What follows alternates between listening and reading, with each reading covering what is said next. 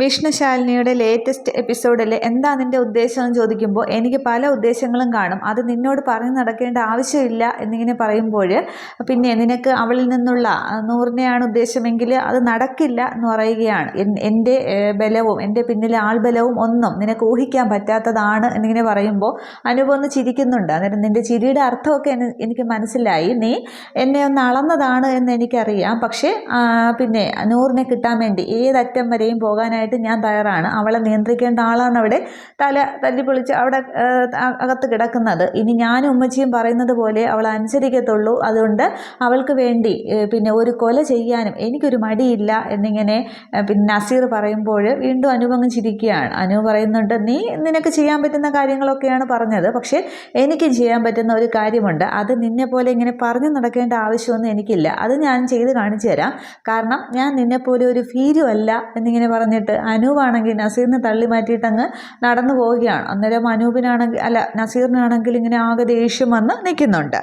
ഇതേ സമയം അവിടെ രാഘവൻ നായരുടെ വിഷ്ണുവിൻ്റെ വീട്ടിലേക്ക് വിഷ്ണു ഇങ്ങനെ ബൈക്കിൽ വരുമ്പോൾ അവിടെ പഠിക്കലാണെങ്കിൽ ഇങ്ങനെ ചായ ഇങ്ങനെ മദ്യത്ത് തന്നെ ഇരിക്കുന്നുണ്ട്. അന്നേരം ഇതൊക്കെ വഴിയിൽ വെച്ചിട്ട് എവിടെ പോയി എന്നൊക്കെ പറഞ്ഞിട്ട് അതെടുത്ത് സൈഡിലേക്ക് വെച്ചിട്ട് അച്ചാന്നൊക്കെ വിളിച്ചുകൊണ്ട് വിഷ്ണു അകത്തേക്ക് കയറുന്നുണ്ട്. അതേസമയം അകത്താണെങ്കിൽ സത്യഭാമയും പൊന്നിയും കൂടി ഉണ്ണിയപ്പമൊക്കെ ഉണ്ടാക്കുന്ന ആകെ ഒരു ബഹളത്തിലാണ്. അന്നേരം കൊള്ളാമല്ലോ ഉണ്ണിയപ്പം എന്ന് പറഞ്ഞിട്ട് വിഷ്ണു ഒരെണ്ണം എടുക്കുമ്പോൾ ചൂട് കാരണം കയ്യിൽ അങ്ങോട്ടും ഇങ്ങോട്ടുമൊക്കെ തട്ടിയിട്ട് വിഷ്ണു അത് കഴിക്കാനായിട്ട് നോക്കുമ്പോൾ പിന്നെ നിനക്ക് ചായ വേണമെന്ന് ചോദിക്കുകയാണ്. അന്നേരം അച്ഛനിപ്പോൾ ചായ കൊടുത്തിട്ട് അച്ഛന് കൊടുത്തോന്ന് ചോദിക്കുകയാണ്. അന്നേരം അച്ഛന് ചായ കൊടുത്തിട്ട് വാതൊക്കെ ഇരുത്തിയിട്ടാണ് ഞാനിപ്പോൾ ഇങ്ങോട്ട് വന്നത് എന്ന് പറയുകയാണ്. അന്നേരം വിഷ്ണു ഇപ്പോൾ ചായ വേണ്ടാന്നൊക്കെ പറയുന്നുണ്ട്. അന്നേരം എന്നിട്ട് ചായ മാത്രമേ കണ്ടുള്ളല്ലോ എന്ന് പറയുകയാണ്. അന്നേരം അവിടെ എവിടെയെങ്ങാനും കാണും, ഞാൻ ഇപ്പോൾ ഇങ്ങോട്ട് വന്നതല്ലേ ഉള്ളൂ എന്ന് പറയുകയാണ്. പിന്നെ എവിടെ പോയി എന്നിങ്ങനെ ഭാമ തിരക്കുമ്പോൾ വിഷ്ണു ദേഷ്യപ്പെടുകയാണ്. അമ്മയോട് പറഞ്ഞിട്ടുള്ളതല്ലേ അച്ഛനെ ശ്രദ്ധിക്കണം എന്നുള്ളത്, അച്ഛൻ്റെ അസുഖം ഇപ്പോൾ കൂടി വരികയാണ് എന്ന് പറയുമ്പോൾ ഞാൻ ഇപ്പോൾ കൊടുത്തിട്ട് വന്നതേ ഉള്ളൂ, അവിടെയെങ്ങാനും കാണുമെന്ന് പറഞ്ഞിട്ട് സത്യഭാമ ഗ്യാസ് ഓഫ് ചെയ്തിട്ട് പൊന്നി ഇതൊന്ന് നോക്കിക്കൊള്ളണേന്ന് പറഞ്ഞിട്ട് വിഷ്ണു ഭാമയും കൂടി വെളിയിലേക്ക് ഇറങ്ങിയിട്ട് അവിടെ ഒക്കെ നോക്കുകയാണ്. അതിന് ചായ പോലും കുടിച്ചില്ലല്ലോ, ചായ ഇവിടെ ഇരിക്കുന്നുണ്ടല്ലോ എന്ന് പറഞ്ഞിട്ട് ഭാമ നോക്കുന്നുണ്ട്. അന്നേരം പൊന്നി അകത്തുനിന്ന് ഓടി ഇറങ്ങി വന്നിട്ട് അകത്തെങ്ങും ഇല്ല എന്ന് പറയുകയാണ്. നീ ഒന്നുകൂടി നോക്കുമെന്ന് ഭാമ പറയുമ്പോൾ പൊന്നി വീണ്ടും അകത്തേക്ക് പോകുന്നുണ്ട്. തുടർന്ന് വിഷ്ണു പറയുകയാണ്, അമ്മയോട് ഞാൻ പറഞ്ഞിട്ടുള്ളതല്ലേ അച്ഛനെ നോക്കിക്കൊള്ളണമെന്നുള്ളത്, അസുഖം ഇപ്പോൾ കൂടി വരികയാണ്, എനിക്കിപ്പോൾ അച്ഛനെ നോക്കി എപ്പോഴും വീട്ടിൽ ഇരിക്കാൻ ഒക്കുമോ എന്ന് പറഞ്ഞിട്ട് അമ്മ വഴക്കുമല്ലോ പറഞ്ഞായിരുന്നോ എന്ന് ചോദിക്കുകയാണ്. അന്നേരം ഞാൻ എന്തിനാണ് വഴക്ക് പറയുന്നത്, പഴയ വീട്ടിൽ പോകണമെന്നും പറഞ്ഞ് ബഹളം ഉണ്ടാക്കി. അപ്പോഴും ഞാൻ പോകണ്ടെന്ന് പറഞ്ഞു, പിന്നീടാണ് ഒരു ചായ കൊടുത്തിട്ട് ഇവിടെ ഇരുത്തിയിട്ട് പോയത് എന്ന് പറയുമ്പോൾ ഇനിയിപ്പോൾ എവിടെ പോയി അന്വേഷിക്കാനാണ്, എനിക്കെങ്ങും വയ്യ എന്ന് പറഞ്ഞിട്ട് വിഷ്ണു അങ്ങ് വഴക്ക് പറയുകയാണ് ഭാമയെ. അന്നേരം സത്യഭാമ തിരിച്ചൊന്നും പറയുന്നില്ല. തുടർന്ന് വിഷ്ണു ആണെങ്കിൽ ഫോൺ എടുത്ത് ഇങ്ങനെ ശാലിനിയെ വിളിക്കുന്നുണ്ട്. അന്നേരം നീ ആരെയാണ് വിളിക്കുന്നതെന്ന് ഭാമ ചോദിക്കുമ്പോൾ ശാലിനി എന്ന് പറയുന്നുണ്ട്. പക്ഷേ ഭാമ ഒന്നും പറയുന്നില്ല. തുടർന്ന് വിഷ്ണു ഫോൺ ചെയ്യുമ്പോൾ ശാലിനി ഇങ്ങനെ കാറിൽ എങ്ങോട്ടത്തേക്ക് പോയിക്കൊണ്ടിരിക്കുകയാണ്. അന്നേരം വിഷ്ണുട്ട എന്ന് പറയുമ്പോൾ പിന്നെ ശാലിനി അച്ഛനെ വീണ്ടും കാണാനില്ല എന്ന് പറയുകയാണ്. പിന്നെ അച്ഛനെ എവിടെ പോയി ചോദിക്കുമ്പോൾ പഴയ വീട്ടിൽ പോകണമെന്നും പറഞ്ഞ് അമ്മയുമായിട്ട് വഴക്കിട്ടുകൊണ്ടിരിക്കുകയായിരുന്നു, ഇപ്പം കാണാനില്ല, എന്താ ചെയ്യുക എന്നും പറഞ്ഞ് വിഷ്ണുവിനകപ്പാടെ വിഷമം. അന്നേരം അച്ഛൻ ഒറ്റയ്ക്ക് വേറെങ്ങും പോകാൻ സാധ്യയില്ല, അവിടെ തന്നെ കാണും, എന്തായാലും വിഷ്ണുട്ടൻ അങ്ങോട്ടത്തേക്ക് ചെല്ല്, ഞാനും അങ്ങോട്ടത്തേക്ക് വരാമെന്ന് പറയുകയാണ്. തുടർന്ന് ഫോൺ വെച്ചിട്ട് വിഷ്ണു ഭാമയോട് പറയുന്നുണ്ട്, ഞാൻ നമ്മുടെ പഴയ വീട്ടിൽ പോയി നോക്കിയിട്ട് വരാം, ഇത് എന്താ കഷ്ടം എന്നൊക്കെ പറഞ്ഞിട്ട് വിഷ്ണുവിന് ദേഷ്യവും സങ്കടവും ഒക്കെയാണ്. വിഷ്ണു വണ്ടി എടുത്ത് പോകുന്നുണ്ട്.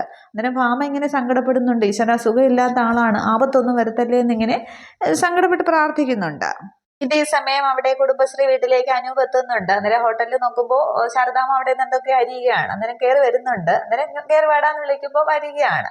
അന്നേരം നീ ഇരിക്ക്, ചായ എടുക്കാന്ന് പറയുന്നുണ്ട്. അതിന് മുന്നേ ഒറ്റയ്ക്കാണോ പണികളൊക്കെ ചെയ്യുന്നതെന്നൊക്കെ പറഞ്ഞ് അനൂപ് വിശേഷങ്ങളൊക്കെ തിരക്കുന്നുണ്ട്. അന്നേരം സഹായത്തിന് ഒരാളുണ്ടായിരുന്നു, തിരക്കൊഴിഞ്ഞപ്പോൾ അവളുടെ വീട്ടിലേക്ക് പോയി, അവിടുത്തെ പണിയൊക്കെ തീർത്തിട്ട് വരും എന്നൊക്കെ ഇങ്ങനെ പറയുമ്പോൾ ഇരിക്കടാന്ന് പറയുകയാണ്. തുടർന്ന് ഇരുന്ന് സംസാരിക്കാം, ഒരു കാര്യം പറയാനുണ്ടെന്ന് പറഞ്ഞാണ് അനൂപ് വരുന്നത്. അന്നേരം ഇരുന്ന് സംസാരിക്കാന്ന് പറഞ്ഞിട്ട് എന്താ കാര്യം എന്നിങ്ങനെ ചോദിക്കുമ്പോൾ അനൂപിനെ ആകെപ്പാടെ ഒരു ടെൻഷനൊക്കെ, അത് ഞാൻ എങ്ങനെയാ പറയുക എന്ന് പറഞ്ഞുകൊണ്ടിരിക്കുമ്പോൾ എന്താടാ വല്ല കല്യാണക്കാര്യം വല്ലതും ആണോ എന്നിങ്ങനെ ശാരദാമ്മ പെട്ടെന്ന് ചോദിക്കുമ്പോൾ കണ്ടില്ലേ സസ്പെൻസ് അങ്ങ് പൊളിച്ചു എന്ന് പറയുകയാണ്. എങ്ങനെ മനസ്സിലായി എന്ന് ചോദിക്കുമ്പോൾ അത് നിന്നെപ്പോലെ കല്യാണപ്രായമായ കുട്ടികൾ ഇങ്ങനെ സ്വാതന്ത്ര്യമുള്ളവരുടെ അടുത്ത് വന്ന് ഇങ്ങനെ പിന്നെ തപ്പുന്നത് കാണുമ്പോൾ കാര്യം അതാണെന്ന് മനസ്സിലാവുമെന്ന് പറയുന്നുണ്ട്. അന്നേരം ആരാള് നമ്മുടെ കൂട്ടരാണോ എന്നിങ്ങനെ ചോദിക്കുമ്പോൾ അത് തന്നെയാണ് പ്രശ്നം, അന്ന് ഞാൻ കൊണ്ടുവന്ന് പരിചയപ്പെടുത്തിയില്ലേ നൂർജഹാൻ എന്ന് പറയുമ്പോൾ ശാരദാമ്മ അങ്ങ് ഒരു നിമിഷം വന്നിട്ട് അത് വലിയ പ്രശ്നമാകുമല്ലോ മോനെ എന്ന് പറയുകയാണ്. അന്നേരം എനിക്ക് ശാരദാമ്മയല്ലാതെ വേറെ ആരോടും പറയാനില്ല, എൻ്റെ അമ്മയുടെ കാര്യം അറിയാമല്ലോ, അമ്മയെക്കാളും സ്നേഹം എനിക്ക് ശാരദാമ്മയോടല്ലേ, ശാരദാമ്മയുടെ സമ്മതം മാത്രം മതി എന്നും പറഞ്ഞ് ശാരദാമ്മയുടെ കൈ പിടിക്കുകയാണ്. ശാരദാമ്മക്ക് പെട്ടെന്ന് കൈയങ്ങ് മാറ്റിയിട്ട് അത് വലിയ കുഴപ്പത്തിലേക്കാകും മോനെ, കൂട്ടിച്ചേർക്കാനായിട്ട് പ്രയാസമാണെന്ന് പറയുമ്പോൾ ഞങ്ങൾ ഒരുപാട് സ്നേഹിച്ചു പോയി പരസ്പരം, പക്ഷേ ഇനി മറക്കാനായിട്ട് പറയരുത്, അമ്മയുടെ കാര്യം അറിയാമല്ലോ, അമ്മ ഇതിനൊന്നും സമ്മതിക്കില്ല എന്ന് പറയുകയാണ്. അന്നേരം രാജേശ്വരിയുടെ കാര്യമൊക്കെ അറിയാമെന്ന് പറഞ്ഞിട്ട് രാജേശ്വരിയുമായിട്ടുള്ള പണ്ടുള്ള ഒരു സീനൊക്കെ ഈ ശാരദാമ്മ ആലോചിക്കുന്നുണ്ട്. തുടർന്ന് അച്ഛനോട് പറയേണ്ടതെന്ന് ചോദിക്കുകയാണ്. അന്നേരം എവിടെയാണെന്ന് വെച്ചിട്ടാണ് പറയുന്നത്, നാട് അമ്പലവും നാടും ഒക്കെ ഇങ്ങനെ തെണ്ടി നടക്കുകയില്ല, അച്ഛന് ഒരു കാര്യവും ഇങ്ങനെ നോക്കി നടത്തത്തുമില്ല, എല്ലാം അച്ഛൻ്റെ ഇഷ്ടത്തിന് മാത്രം എന്ന് പറയുമ്പോൾ അങ്ങനെയല്ല, എന്നാലും നമ്മൾ സ്ഥാനം മറക്കാനായിട്ട് പാടില്ലല്ലോ, പിന്നീട് നിനക്കൊരു കുറ്റബോധം തോന്നാതിരിക്കാൻ വേണ്ടിയിട്ടാണ്, അച്ഛനെ ന്യായീകരിക്കുകയല്ല, എന്നാലും നമ്മളത് പറയണം എന്നിങ്ങനെ ഇവർ സംസാരിച്ചുകൊണ്ടിരിക്കുമ്പോഴാണ് ഈ രോഹിത് ഇങ്ങനെ ഓട്ടോ വന്ന് നിൽക്കുകയാണ്. അന്നേരം ആരാണെന്നും പറഞ്ഞ് ഇങ്ങനെ ശാരദാമ്മ ഇങ്ങനെ എത്തി നോക്കുമ്പോൾ രോഹിത് ഇറങ്ങുന്നുണ്ട്. അന്നേരം പതിവില്ലാതെ രോഹിത്തോ എന്ന് പറഞ്ഞിട്ട് ശാരദാമ്മ എഴുന്നേൽക്കുമ്പോൾ രോഹിത് രാഘവൻ നായരെ അതിൽ നിന്ന് ഇറക്കുന്നുണ്ട്. അന്നേരം രാഘവേട്ടനും ഉണ്ടല്ലോ, എന്തോ വലിയ പ്രശ്നമുണ്ട് എന്ന് പറഞ്ഞിട്ട് ശാരദാമ്മ അങ്ങ് മുറ്റത്തേക്ക് ഇറങ്ങുന്നുണ്ട്. തുടർന്ന് ശാരദാമ്മ ചെന്ന് കാര്യം തിരക്കുമ്പോൾ രോഹിത് പറയുന്നുണ്ട്, അച്ഛനാണെങ്കിൽ പഴയ വീട്ടിൽ പോകണമെന്നും പറഞ്ഞ് റോഡിലൂടെ വഴി അറിയാതെ പോവുകയായിരുന്നു, ഞാൻ കണ്ടതുകൊണ്ട് അപകടമൊന്നും ഉണ്ടായില്ല എന്നിങ്ങനെ പറയുന്നുണ്ട്. പക്ഷെ രോഹിത്തിനെ പിടിക്കാനൊന്നും രാഘവൻ നായർ സമ്മതിക്കുന്നില്ല. അന്നേരം എന്താ രാഘവേട്ട ഇങ്ങനെ ഒറ്റയ്ക്കൊക്കെ ഇറങ്ങി നടക്കാമോ എന്നിങ്ങനെ ശാരദാമ്മ ചോദിക്കുമ്പോൾ, അത് എനിക്ക് എൻ്റെ വീട്ടിൽ പോകണം, ഇങ്ങനെയൊന്നും പോയാൽ ശരിയായില്ല, എനിക്ക് പോകണം, എന്നാൽ പിന്നെ ഞാൻ പോകുന്നു എന്നിങ്ങനെ പറഞ്ഞ് തിരിച്ച് ഓട്ടോയിൽ കയറാൻ പോവുകയാണ്. രാഘവേട്ട എന്തായാലും വന്നതല്ലേ, വാ നമുക്ക് അകത്ത് ഇരുന്നിട്ട് പോകാമെന്ന് പറയുകയാണ്. വാ രാഘവേട്ട എന്ന് വിളിക്കും രാഘവൻ നായർ കൂടെ ചെല്ലുന്നുണ്ട്. രോഹിത്തിനെ പിടിക്കാനൊന്നും സമ്മതിക്കുന്നില്ല. തുടർന്നാണെങ്കിൽ ഹോട്ടലിനകത്തേക്ക് കയറുന്നുണ്ട്. അന്നേരം അനൂപ് അതിനകത്ത് തന്നെ നിൽക്കുകയാണ്. രോഹിത് ഇങ്ങനെ അനൂപിനെ അവരിങ്ങനെ പരസ്പരം നോക്കുന്നുണ്ട്, പക്ഷെ അവർക്ക് പരിചയമില്ല.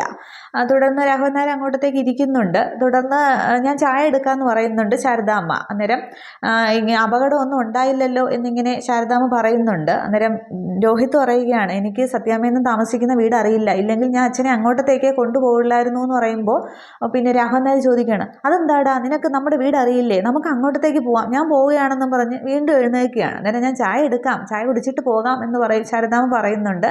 തുടർന്ന് ശാരദാമ്മ ചായ എടുക്കാനായിട്ട് പോകുമ്പോൾ അനൂപിനെയും കൂടി എടുക്കട്ടെയും ചോദിക്കുകയാണ്. അന്നേരം വേണ്ട ഞാൻ ഇറങ്ങുകയാണെന്ന് പറയുമ്പോൾ, നിൽക്കേടാ ശാലിനിയെ കണ്ടിട്ട് പോകാമെന്ന് പറഞ്ഞിട്ട് ശാരദാമ്മ ചായ എടുക്കുന്നുണ്ട്. തുടർന്ന് ശാരദാമ്മ 2 ചായ കൊണ്ടുവരുന്നുണ്ട്. ഒരെണ്ണം രാഘവേട്ടൻ ചായ കുടിക്കുമെന്ന് പറഞ്ഞ് കൊടുക്കുകയാണ്. എന്നിട്ട് രോഹിത്തിനെ തന്നെ ശാരദാമ്മ ശ്രദ്ധിക്കുന്നുണ്ട്. പക്ഷേ ശാരദാമ്മയുടെ മുഖത്ത് നോക്കാനായിട്ട് രോഹിത്തിന് ഒരു ചമ്മലെന്ന പോലെ. പക്ഷേ ശാരദാമ്മ എങ്ങനെ എന്ന് പറഞ്ഞിട്ട് ചായ രോഹിത്തിൻ്റെ കയ്യിലേക്ക് കൊടുക്കുന്നുണ്ട്.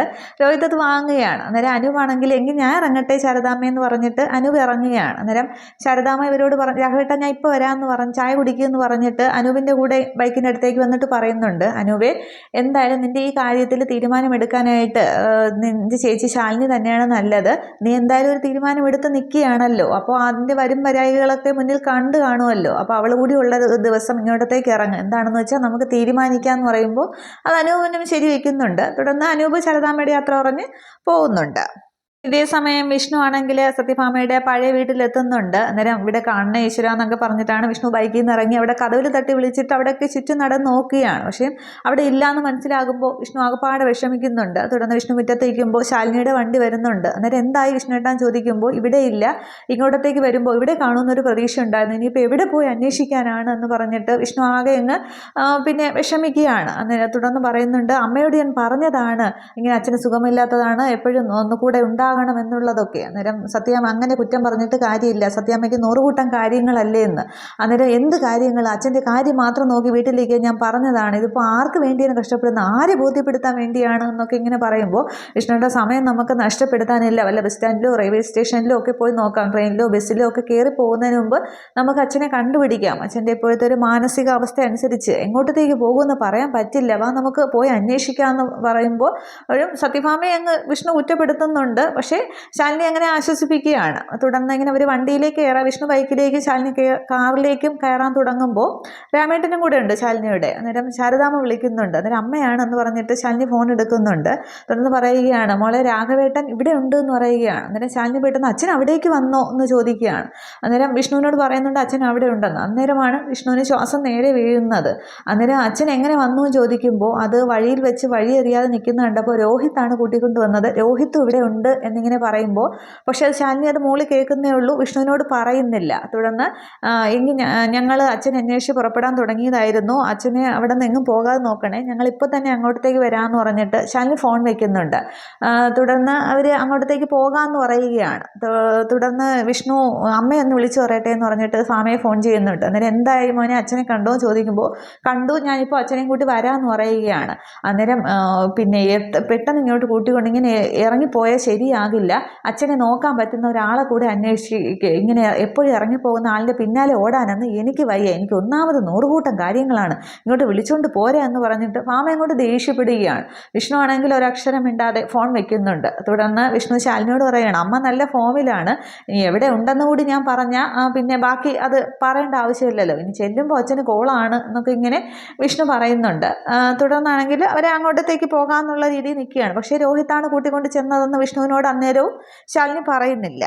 ഈ സമയത്താണ് അവിടെ കുടുംബശ്രീ വീട്ടിൽ ശ്യാമയാണെങ്കിൽ സ്കൂളിൽ നിന്ന് കുട്ടികളെയും വിളിച്ചുകൊണ്ട് ഓട്ടോയിൽ വരുന്നുണ്ട്. അന്നേരം ശാരദാമ്മയെന്ന് പറഞ്ഞിട്ട് ഓട്ടോയിൽ നിന്ന് ഇറങ്ങിയിട്ട് കുട്ടികൾ ശാരദാമ്മയെ ചെന്ന് പിടിക്കുകയാണ്. അപ്പോൾ ശാരദാമ്മ മുറ്റത്ത് നിൽക്കുകയാണ് അനുവിനെ പറഞ്ഞു വിട്ടിട്ട്. അന്നേരം തുടർന്ന് ഈ കൊച്ചുങ്ങൾ നോക്കുമ്പോൾ അകത്ത് പിന്നെ രോഹിത്തല്ല രാഘവൻ നായർ ഇരിക്കുന്ന കാണുന്നുണ്ട്. അന്നേരം അച്ചച്ചൻ എന്നിങ്ങനെ പറയുമ്പോൾ സത്യയും പപ്പിയും നോക്കുകയാണ്. അന്നേരം ഞങ്ങൾ കണ്ടിട്ട് വരാമെന്ന് പറഞ്ഞിട്ട് ഈ കുട്ടികൾ രാഘവൻ നായരുടെ അടുത്തേക്ക് പോവുകയാണ്. പക്ഷേ രോഹിത്തിനെ ഇവർ ശ്രദ്ധിക്കുന്നില്ല. തുടർന്നാണെങ്കിൽ ഈ ശ്യാമ ചോദിക്കുന്നുണ്ട്, രോഹിത്തും അച്ഛനും എന്ന് പറയുമ്പോൾ രാഘവേട്ടൻ വഴിയറിയാതെ റോഡിൽ നിന്നപ്പോൾ രോഹിത്ത് കൂട്ടിക്കൊണ്ട് വന്നതാണ്, നീ വന്നേ എന്ന് വിളിക്കുകയാണ്. ശാരദാമ്മ വിളിച്ചിട്ട് ശാരദാമ്മ ഇങ്ങനെ അകത്തേക്ക് പോകുന്നുണ്ട് ഹോട്ടലിലേക്ക്. തുടർന്ന് അച്ഛൻ എപ്പോഴും വന്നു എന്ന് ചോദിക്കുകയാണ്. അങ്ങനെ കുറേ നേരമായി വന്നിട്ടെന്ന് പറയുകയാണ്. രണ്ടുപേരെയൊക്കെ പിടിച്ച് മുത്തമൊക്കെ കൊടുക്കുന്നുണ്ട്. തുടർന്ന് ശാരദാമ്മ ചെന്നിട്ട് പറയുകയാണ്, നമുക്ക് എന്തെങ്കിലും ഭക്ഷണമൊക്കെ കഴിച്ചിട്ട് സംസാരിക്കാം, അച്ഛൻ കുറേ നേരം ഇവിടെ കാണും, ഇപ്പോഴൊന്നും നമ്മൾ അച്ഛനെ വിടത്തില്ല എന്ന് പറയുകയാണ്. ആണോ എന്ന് പറഞ്ഞിട്ട് ഈ കുട്ടികളെ വിളിച്ചുകൊണ്ട് ശാരദാമ്മ അവിടെ നിന്ന് ഇറങ്ങുന്നുണ്ട്. പക്ഷേ ഈ പപ്പിയാണെങ്കിൽ രോഹിത്തിനെ നോക്കുന്ന അത് കാണിക്കുന്നില്ല. തുടർന്ന് ശ്യാമ അവിടെ മുറ്റത്ത് തന്നെ നിൽക്കുകയാണ്. ശ്യാമിൻ്റെ അടുത്തേക്ക് ഒന്ന് പറയുന്നുണ്ട്, നീ ഇങ്ങനെ നിൽക്കാതെ അവനോട് എന്തെങ്കിലും പോയി സംസാരിക്കുക എന്ന് പറഞ്ഞിട്ട് ശാരദാമ്മ കുട്ടികളെയും കൊണ്ട് അകത്തേക്ക് പോകുന്നുണ്ട്. തുടർന്ന് ശ്യാമ ബാഗൊക്കെ ആയിട്ട് അടുത്തേക്ക് അകത്തേക്ക് കയറിയിട്ട് രോഹിത്തിനെ ഇങ്ങനെ നോക്കുന്നുണ്ട്. പക്ഷേ ശ്യാമ ഒന്നും മിണ്ടാതെ രാഘവൻ നായരുടെ അടുത്തേക്ക് ചെല്ലുകയാണ്.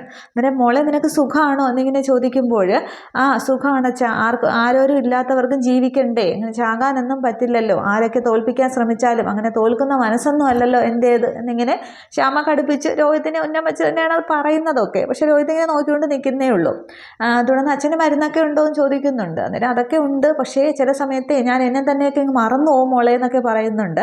അന്നേരം ഞാൻ ഈ ബാഗൊക്കെ കൊണ്ടുവച്ചിട്ട് വരാമെന്ന് പറയുമ്പോൾ ശരി ശരി എന്ന് രാഘവൻ നായർ പറയുന്നുണ്ട്. തുടർന്ന് ശ്യാമ രോഹിത്തിനെ ഇങ്ങനെ നോക്കിയിട്ട് അവിടെ നിന്ന് ഇറങ്ങുകയാണ്. പക്ഷേ ഇങ്ങനെ മുറ്റത്തേക്ക് ഇറങ്ങുമ്പോൾ ശ്യാമയിൽ നിന്ന് ഇങ്ങനെ രോഹിത്ത് വിളിക്കുമ്പോൾ ശ്യാമ തിരിഞ്ഞു നിൽക്കുകയാണ്. ഇത്രയും ആകുമ്പോൾ എപ്പിസോഡ് അവസാനിക്കുന്നുണ്ട്. പക്ഷേ അന്നേരം രോഹിത്ത് ശ്യാമയോട് സംസാരിക്കുകയാണ് ചെയ്യുന്നത്. വീണ്ടും മുന്നോട്ടുള്ള ജീവിതത്തിൽ നീ കൂടി വേണം, ഞാൻ നന്നാവണമെങ്കിൽ നീ കൂടി വേണം എന്ന് പറയുകയാണ്. പിന്നെ പക്ഷേ അവിടെ കൂട്ടിക്കൊണ്ട് പോവില്ലേ എന്നുള്ളതാണ് ശ്യാമയെ. ഈ സമയത്തിനോടകം അവിടെ ശാലിനിയും വിഷ്ണുവും ഒക്കെ വരും. ഇനി വിഷ്ണു രോഹിത്തിനെ കാണുമ്പോൾ എങ്ങനെ പെരുമാറും എന്നുള്ളതാണ്, രോഹിത്തിന് മാപ്പൊക്കെ പറയുമോ എന്താണ് എന്നുള്ളതൊക്കെ അടുത്ത എപ്പിസോഡിൽ കാണാം. എന്നാലും മഹാ എപ്പിസോഡ് പ്രൊമോയിൽ ഈ പ്രശ്നങ്ങളൊക്കെ ഇപ്പോൾ ഇവിടെ കൊണ്ട് തീരുമായിരിക്കും രോഹിത്തുമായിട്ടുള്ളത്. രോഹിത്ത് നല്ലവനാവാനാണ് സാധ്യത. ഇനിയാണ് ഈ കുട്ടികളെ തട്ടിക്കൊണ്ട് പോകുന്ന ആ ഒരു സീനൊക്കെ, അത് സുസ്മിത രോഹിത്തിനെയും ശാലിനിയൊക്കെ ബ്ലാക്ക്മെയിൽ ചെയ്യാനാണ്, വീടും വസ്തുവൊക്കെ തിരിച്ചെഴുതി വാങ്ങാനൊക്കെ. അതൊക്കെ എന്താകുമെന്നുള്ളത് അടുത്ത എപ്പിസോഡുകളിലൊക്കെ കാണാം. Okay, thank you.